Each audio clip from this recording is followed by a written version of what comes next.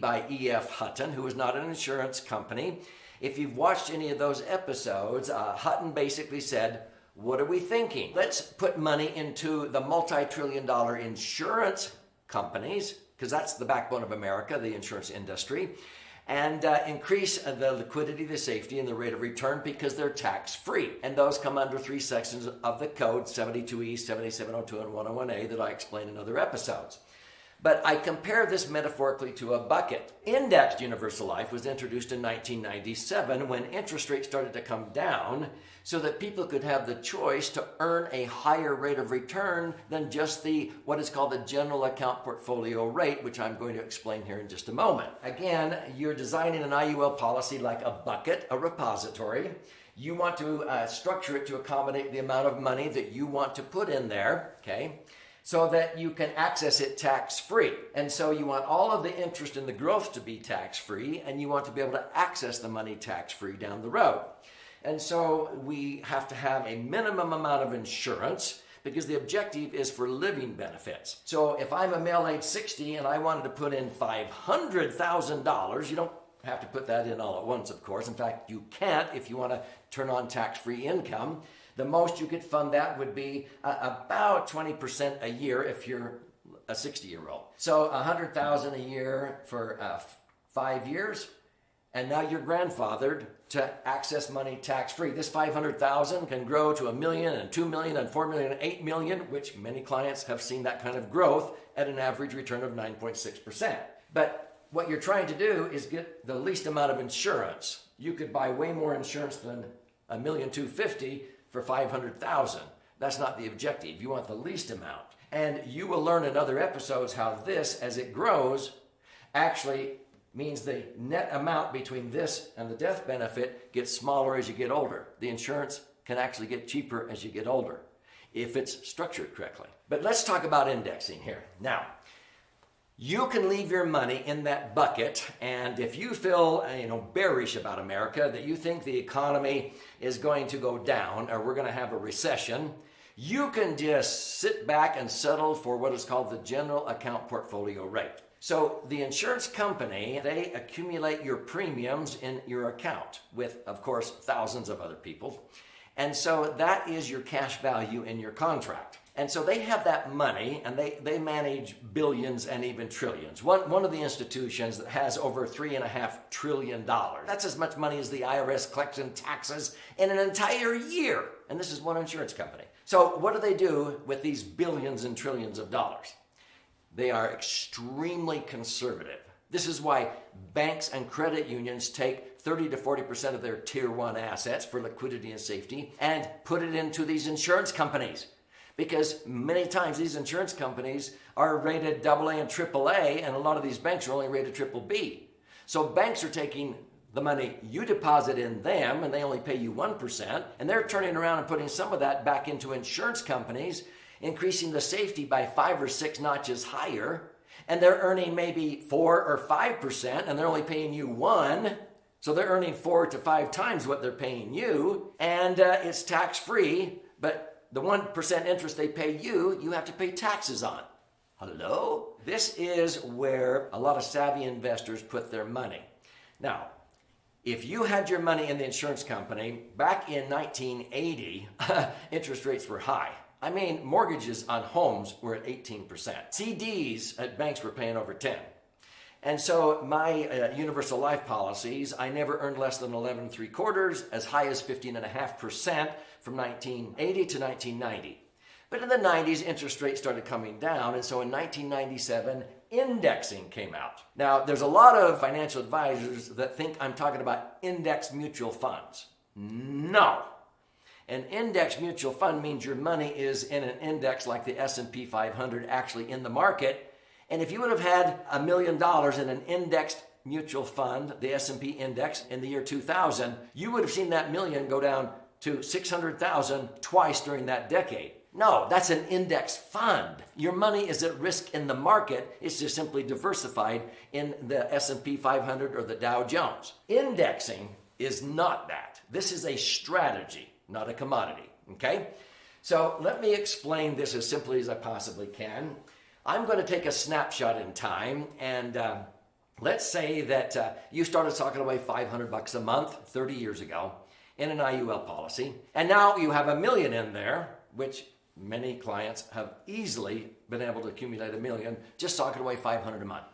Or you could start out with a lump sum of $250,000 and put in $2,000 a month, and in 10 years you'd have $1 million. Or if you put in $500,000 and you only earn 7.2%, you would have $1 million at the end of 10 years. So whatever it is, for you to understand this, I'm going to take a snapshot in time. Let's say that at this point in time, you have $1 million that you've accumulated in your IUL policy, whether you've been doing this for years or just 5 years ago, okay? So you have $1 million of cash value. So every single year, you have some choices you can make. You don't have to. You can just let it go and it'll perform quite well. It's very management unintensive, okay?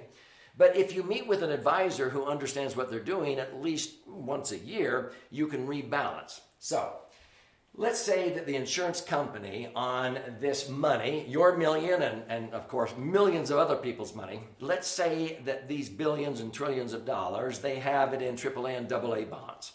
They have it in mortgages on shopping malls and skyscrapers, but they only loan maybe 50, 60% loan to value. They don't loan 80% loan to value like mortgage companies do. So they're very, very safe and conservative. If they have to foreclose on a skyscraper or a shopping mall, they come out smelling like a rose because they have a huge cushion if they have to do that. And so that's why the multi-trillion-dollar insurance industry has weathered the Great Depression and even the mortgage meltdown of 2008. They came through with flying colors. So let's say that the insurance company is earning 4% because we are in a low interest environment here the last decade or two.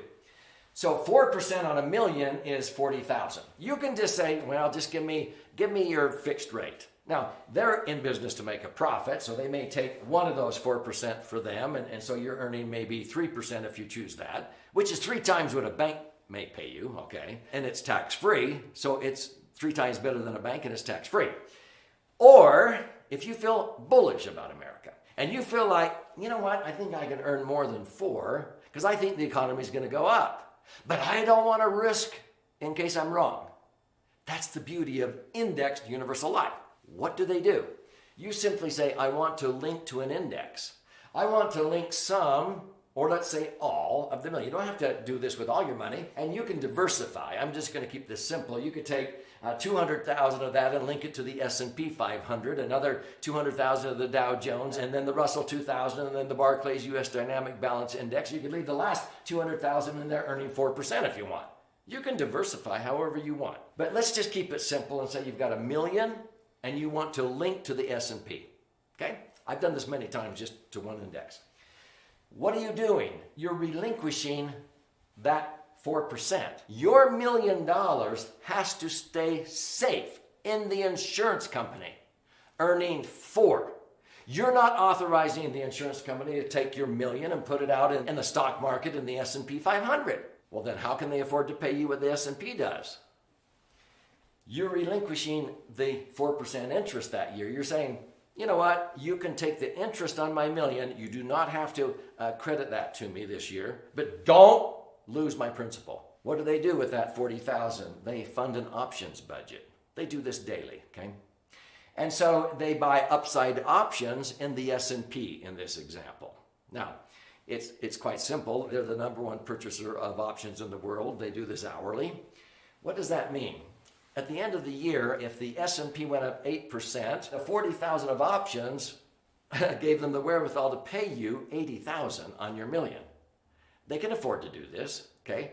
Because the options gave them the wherewithal. Maybe it went up to 12%, okay? And so they may pay you 120,000 because 40,000 of options, the way that they purchase them, allows them to have 120,000 at the end of the year if the market went up, okay? Now, they may only pay you up to a cap, maybe of 12%, or some years caps have been 16%, 25%. But why do they do that? Because they will cap you because of the price of options. But what's the other benefit? That if the market were to lose 20, 30, 40%, the options expire worthless, but your money is still safe. Your $1 million, you didn't lose 1 dime of your principal. And it's like Will Rogers once said, people get more concerned about the return of their money instead of the return on their money. Now, if this is already arousing some curiosity and you can think of somebody you ought to share this video with, be sure and do so and post a comment so that we can, respond and that we can help you understand it even better. Now, stay with me here. Sometimes you can choose indexing options with no caps, like many of our clients did in March of 2020 to March of 2021. Then they subtract maybe 5% off the top a year later. Many clients did that, and from March of 2020 to March of 2021, the market went up 66.33%, minus 5 percentage points. They netted 61.33%. Pretty phenomenal, right? But you do not lose any of your principal if the market goes down. The interest that funded the options just expired worthless because the market went down instead of up. But you don't lose your principal. Now, you take any period like the Great Recession. We start out in November of 1999 down here. And if we go over here to the same month in the year 2012, okay? This is where people who have their money in the S&P, if you had, let's say, $1 million in here, you saw it go up and then 9/11 happened. And from 2001 to 2003, for 3 years, $1 million went down to about maybe $600,000. Some lost 35%, some lost 50%. Let's just say 40.